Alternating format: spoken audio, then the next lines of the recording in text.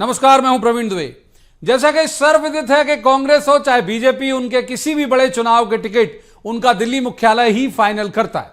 वही प्रक्रिया इन दिनों प्रदेश में चल रही है, लेकिन उसकी चर्चा लाजमी है।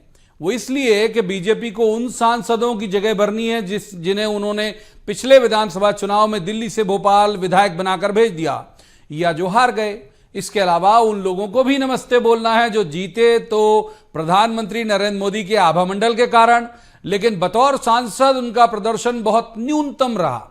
तो जो सूची प्रदेश से संभावित नामों की तैयार होकर गई, उसमें कुछ मौजूदा विधायक भी हैं, कुछ हारे हुए विधायक भी, कुछ वर्तमान सांसद भी हैं और कुछ नए चेहरे भी। बात कांग्रेस की करें तो यहां भी नाम तय कर लिए गए हैं, लेकिन उनमें ऊहापोह जैसा है।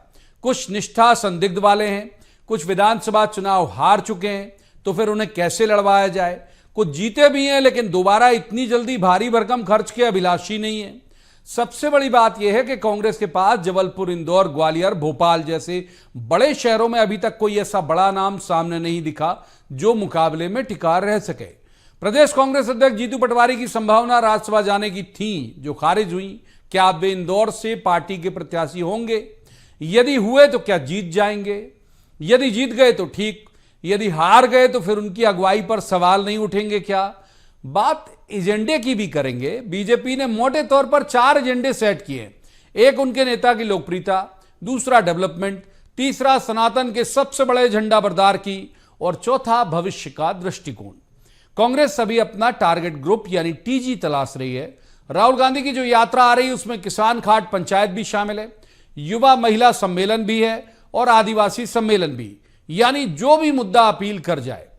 तो इसी मुद्दे से जुड़े बहुतेरे सवाल जिन्हें लेकर एक खास पैनल के पास जाएंगे और कहेंगे जवाब तो देना होगा, लेकिन रस्मन सबसे पहले आपको दिखाते हैं एक रिपोर्ट। देखिए, लोकसभा चुनाव के लिए किस पार्टी के लिए कौन कहां से उम्मीदवार होगा, यह बीजेपी और कांग्रेस दोनों ही प्रमुख दलों में दिल्ली से ही तय होगा। यूं भी रायशुमारी राज्यों की इकाई कितना भी कर लें, लेकिन अंतिम मोहर तो केंद्रीय चुनाव समिति ही लगाती है। पहले बात बीजेपी की करें तो हर संसदीय सीट से लगभग 3-3 नाम दिल्ली भेजे गए। दिल्ली में आज बैठक भी हुई। हालांकि बीजेपी ने विधानसभा चुनाव में जिस तरह से चौंकाया था, उससे संभावना है कि लोकसभा चुनाव में भी कुछ चौंकाने वाले नाम बीजेपी मैदान में उतार सकती है। यूं भी लोकसभा में पार्टी की जीत प्रत्याशी की कम और प्रधानमंत्री नरेंद्र मोदी के आभा मंडल की ज्यादा होती है।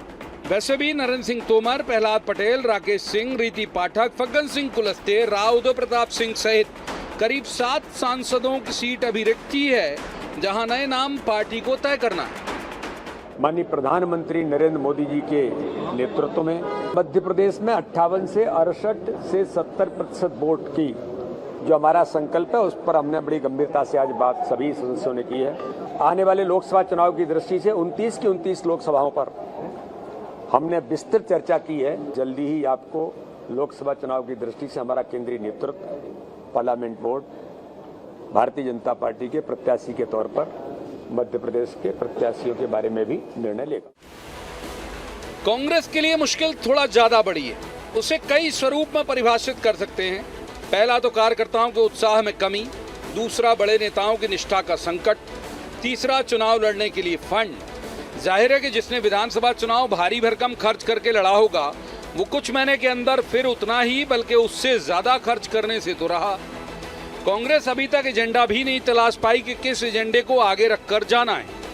राहुल की एमपी में यात्रा की रूपरेखा देखें तो लगता है कि वे अभी टीजी यानी टारगेट ग्रुप की तलाश में हैं। कहीं युवा महिला सम्मेलन करेंगे, कहीं किसानों से खाट पर चर्चा, तो कहीं पर आदिवासी समाज के साथ बैठक। 28 सीट में हमारे पैनल तैयार हैं और इसके पहले आपको ध्यान हो कि हमारी स्क्रीनिंग कमेटी जो कभी दिल्ली में बैठती थी, भोपाल में आके बैठ के अपना काम शुरू कर चुकी है। कोई भाग गया है तो अब हम ऐसे लोगों को देख रहे हैं जो भागे ना, अवसरवादी ना हो। थोड़ा टाइम तो लगेगा, लेकिन हम हर चुनौती से लड़ने के लिए तैयार, और हमारी पूरी कार्यकर्ता की जो फौज है वो तैयार है। कांग्रेस के लिए राहत और बीजेपी के लिए फिक्र की एकमात्र वजह है कांग्रेस का फिक्स वोट बैंक। विधानसभा चुनाव में पहाड़ जैसे बहुमत के बाद भी बीजेपी उसे पूरी तरह से हड़प नहीं पाई। 40% वोट शेयर कांग्रेस को विधानसभा में मिला, हालांकि वोट प्रतिशत और सीटों की संख्या का कोई सीधा तालमेल नहीं बैठा पाई कांग्रेस। लोकसभा में ये तो और भी मुश्किल होगा, वो भी तब जब उनके कमलनाथ, दिग्विजय सिंह, सुरेश पचौरी जैसे बड़े नेता चुनाव लड़ने की अनिच्छा जता चुके हों। Bureau report, BSTV। उन खास मेहमानों को मैं आपसे तारुफ करा देता हूं जिनके साथ हम इस चर्चा को आगे बढ़ाएंगे। हमारे साथ हैं जितेंद्र मिश्रा, कांग्रेस के विद्वान ऊर्जावान प्रवक्ता हैं। जितेंद्र जी का बहुत स्वागत। दूसरी मेहमान है गुंजन चौक से, बीजेपी की विद्वान ऊर्जावान प्रवक्ता हैं। गुंजन जी का भी बहुत स्वागत। और तीसरे मेहमान है रमेश शर्मा, बहुत वरिष्ठ पत्रकार हैं, बहुत अच्छे राजनीतिक विश्लेषक हैं। शर्मा साहब का भी बहुत बहुत स्वागत है। शुरुआत आज करेंगे जितेंद्र जी से। जितेंद्र जी, 28 सीटों पर पैनल रेडी है, लेकिन देख रहे हैं कि वो नाम के कोई भागे नहीं, इसलिए निष्ठा परख के फिर वो नाम जाहिर हो जाएंगे। ऐसा आपके पूर्व मंत्री, कैबिनेट मंत्री लखन घनघोरिया जी का बयान आपने सुना होगा, आपकी टिप्पणी। देखिए प्रवीण जी, सबसे पहली चीज तो भारतीय जनता पार्टी जिस तरह की राजनीति कर रही है, इससे बचने की बहुत जरूरत है। हमारे पास निश्चित तौर पर 28 लोकसभा सीटों का पैनल तैयार हो गया।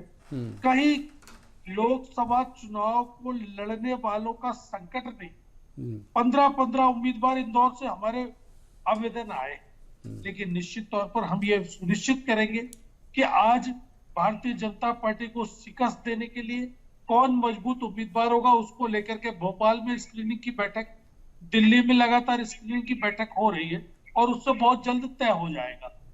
एक चीज। दूसरी चीज ये कि आज भारतीय जनता पार्टी को सबसे बड़ा सामना करना पड़ेगा उन मुद्दों का जिनके उसके पास जवाब नहीं है। राम मंदिर के नाम पर जो वोट मिलना थे वो मिले, लेकिन अब राम मंदिर का एपिसोड समाप्त हो गया है और अब सबसे बड़ी चीज ये है कि विकास के नाम पर जो वोट मांगे थे उन वोटों को लेकर के जनता के सवाल है, उसका जवाब देना पड़ेगा। महंगाई बहुत हुई, महंगाई की मार अब की बार मोदी सरकार, जनता जवाब जानने के लिए तैयार खड़ी हुई है। ठीक है। बेरोजगारी में आपने 2 लाख लोगों को रोजगार, 2 करोड़ लोगों को रोजगार देने की बात की थी, आज जनता जवाब मांग रही है और भारतीय जनता पार्टी के जो सांसद है वो क्षेत्र में जाने की स्थिति में नहीं है।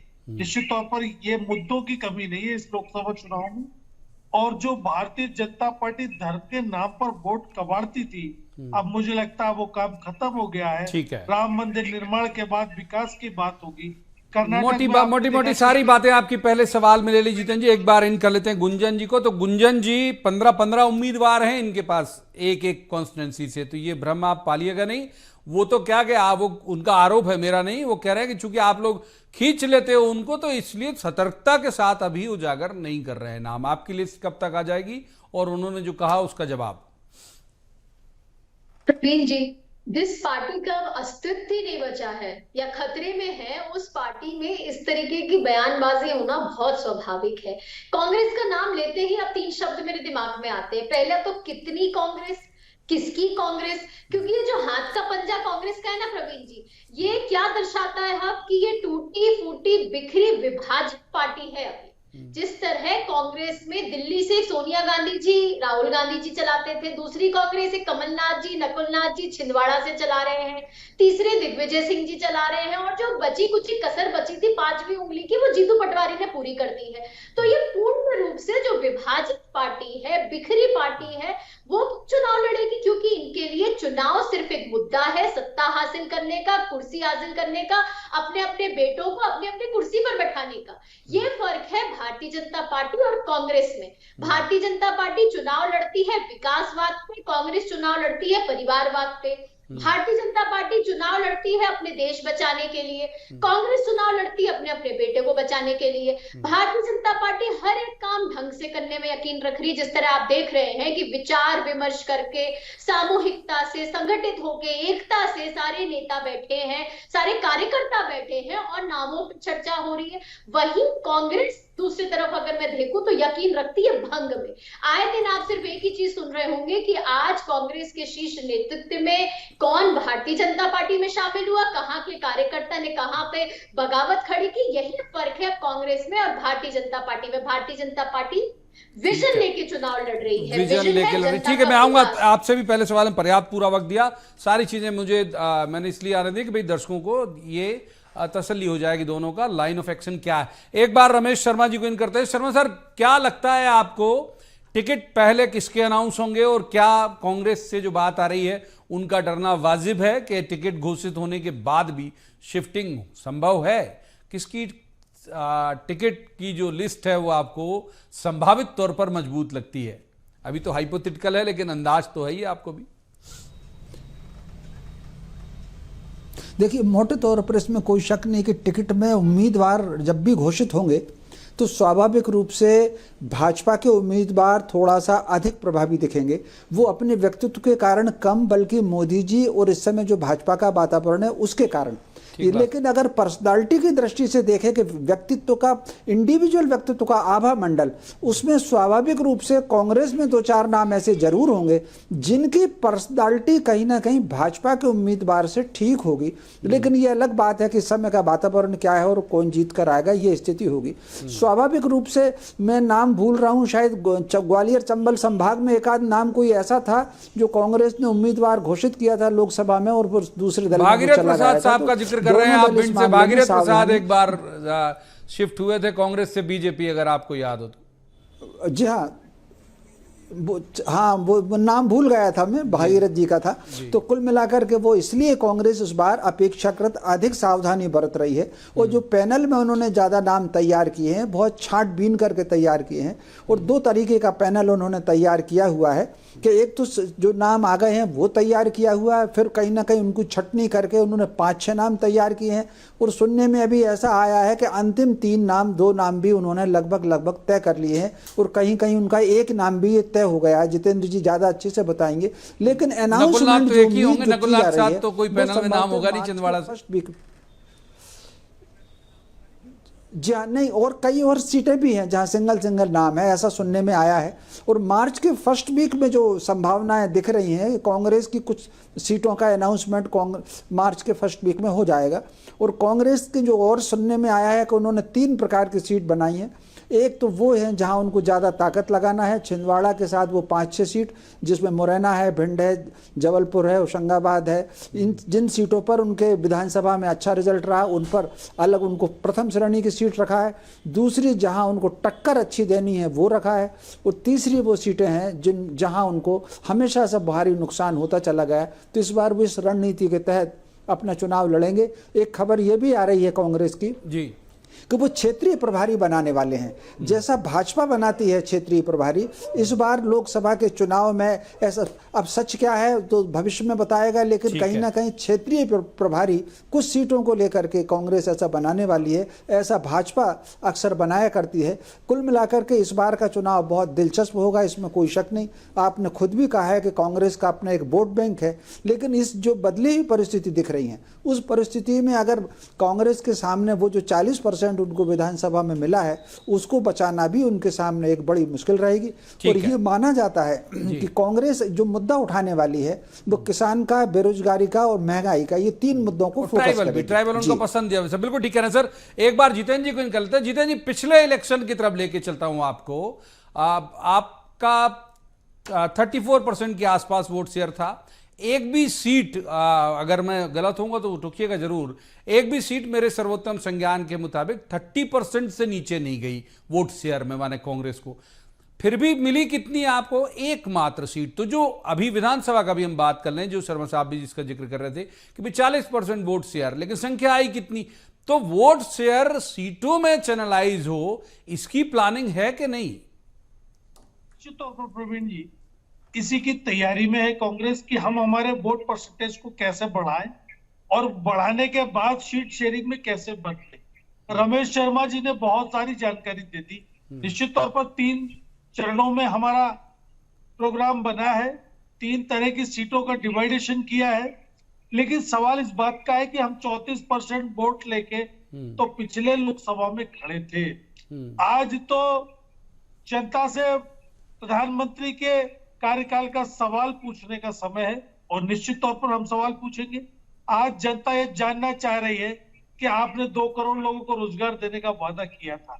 आपने कहा था बहुत हुई महंगाई की मार, अब की बार मोदी सरकार। आपने कहा था कि इस देश में अच्छे दिन आएंगे, काला धन वापस आएगा। लेकिन आज आप कितने खरे उतरे हैं, इसलिए ये कहा जा सकता है कि इस बार मुद्दों की कमी नहीं है, इस बार कांग्रेस बड़ी ताकत के साथ सामने है और बड़ी चीज ये है कि हमारे पास मुद्दे हैं जो सवाल करे जा सकते हैं सत्ता पक्ष से। निश्चित तौर पर हम सवाल करेंगे और कड़ी टक्कर देने की स्थिति में कांग्रेस है। इसलिए केवल टक्कर या कुछ संभावना नहीं। एक बार गुंजन जी को इन कर लेते हैं सर। गुंजन जी, ये बात तो सही है। देखिए, आपके महाकौशल में इस बार भी इतने बम्पर आपके जनमत के बावजूद उन्हें बहुत नुकसान नहीं हुआ। ग्वालियर चंबल में कांग्रेस को बहुत नुकसान नहीं हुआ। और एक फिक्स वोट बैंक है जो आप भी कागज में देखती हैं, रोज अध्ययन कर रही होंगी उसका।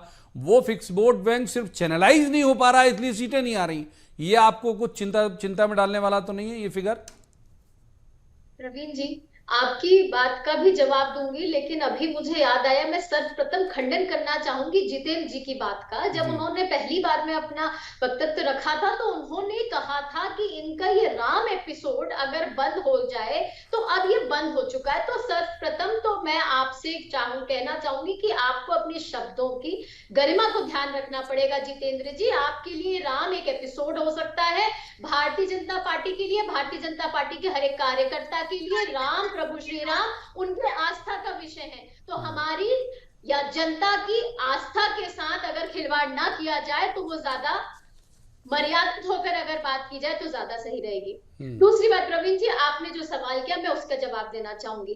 भारतीय जनता पार्टी का एक नारा है, सबका साथ सबका विकास। आपने कई बार सुना होगा, मैंने भी कई बार दोहराया होगा, क्योंकि ये शब्द नहीं है, इनके पीछे बहुत गहराई है। सबका साथ सबका विकास, सबका प्रयास और सबका विश्वास, इस पे भारतीय जनता पार्टी अपने मूल सिद्धांतों पे चलती है। रही बात क्षेत्र की, तो देखिए, जनता या चुनाव भारतीय जनता पार्टी के लिए कोई मुनाफा या नुकसान नहीं है। जहां आपने जिस तरह सवाल किया कि क्या वहां पे नुकसान है या वहां पे मुनाफा है, ये मुनाफा नुकसान के पैगाम नहीं है। भारतीय जनता पार्टी के लिए जनता का विकास होना जरूरी है, डेवलपमेंट होना जरूरी है। और जिस क्षेत्र में भारतीय जनता पार्टी का प्रतिनिधि जनता के बीच नहीं है तो वहां डेफिनेटली विकास उस गति से नहीं हो रहा है। इसलिए कोशिश है भारतीय जनता पार्टी की कि पूरी 29 की 29 सीटें मध्य प्रदेश की कोशिश है। एक बार शर्मा जी को इन करते हैं। सर, एक पिछले चुनाव के आलोक में अभी तो चर्चा की जा सकती है क्योंकि लिस्ट तो आई नहीं।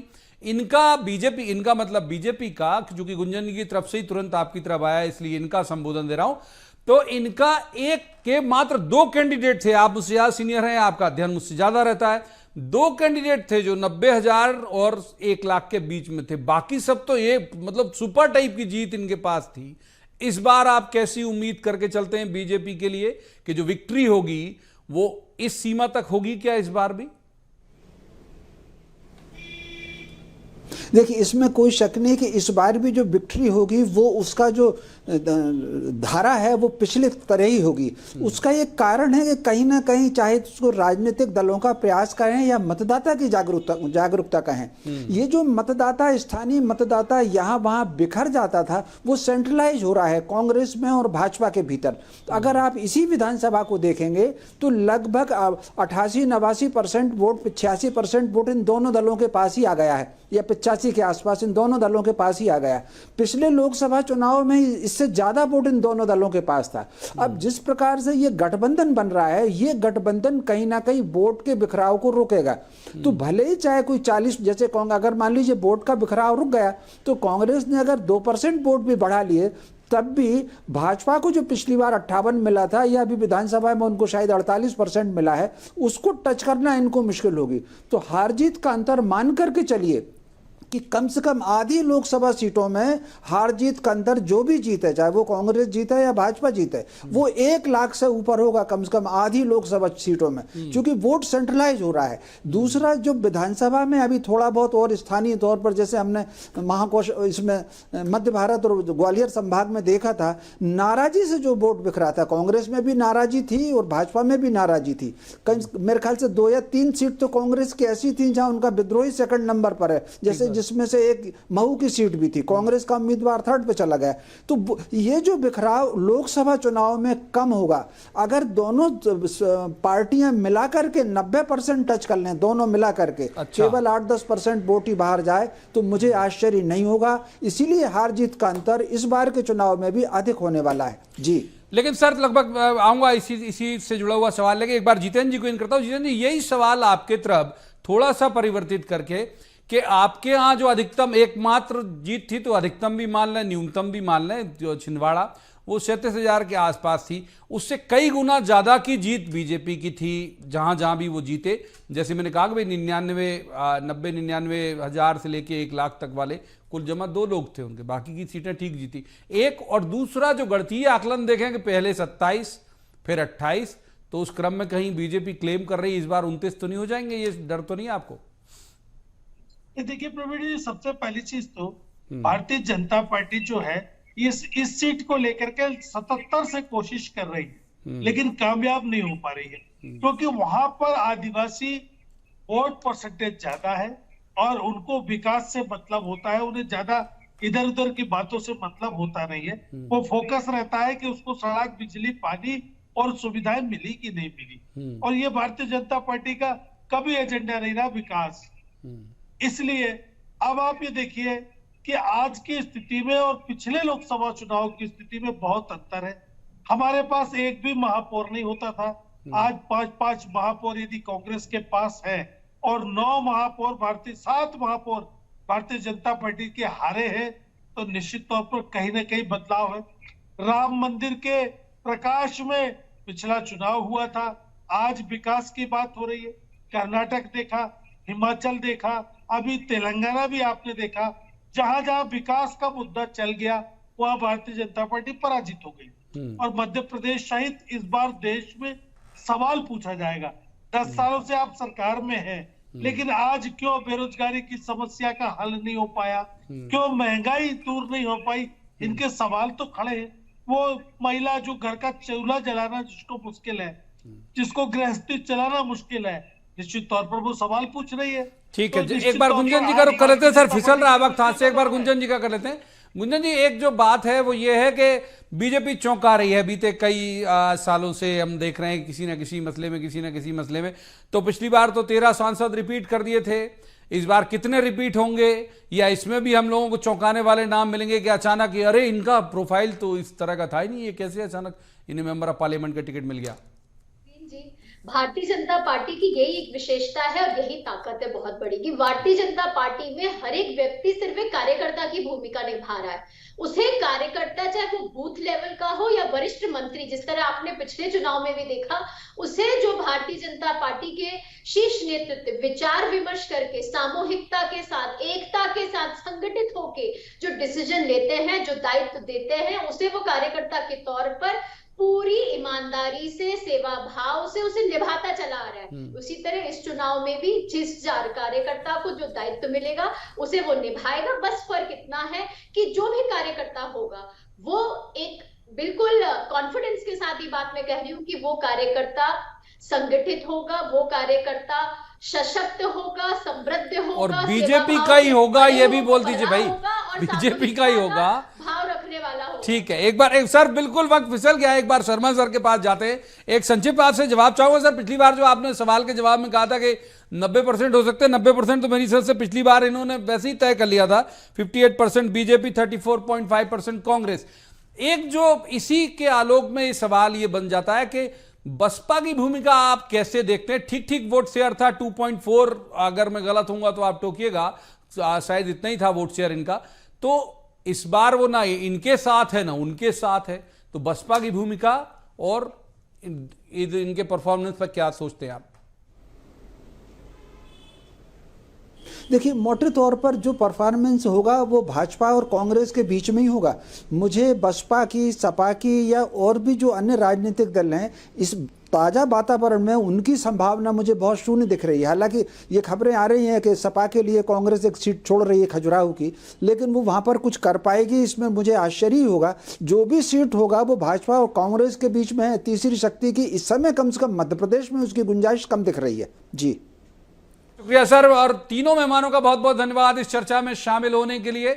लेकिन एक बात ये बिल्कुल तय है, मैं सहमत हूं शर्मा सर की बात से कि बहुत सारी चीजें तब तय हो जाएंगी जब टिकट अनाउंसमेंट हो जाएगा, और टिकट अनाउंसमेंट होने के बाद लगभग पिक्चर क्लियर हो जाएगी। इसमें कोई दो राय नहीं है कि बीजेपी के पास जो एक तरह की बढ़त है मनोवैज्ञानिक, वो है उनका चेहरा, बहुत प्रधानमंत्री नरेंद्र मोदी, जिनके कारण इनकी फैन फॉलोइंग इतनी तगड़ी है कि कहा जाता है कि जो भी जहां से भी टिकट मिल जाए वो उनके नाम पे ही जीत जाता है लोकसभा चुनाव। हालांकि होगा क्या ये वक्त बताएगा। आज की चर्चा में इतना ही। कल किसी खास मसले पर खास पैनल के साथ बैठकर कहेंगे जवाब तो देना होगा। आप देखते रहिए BS TV।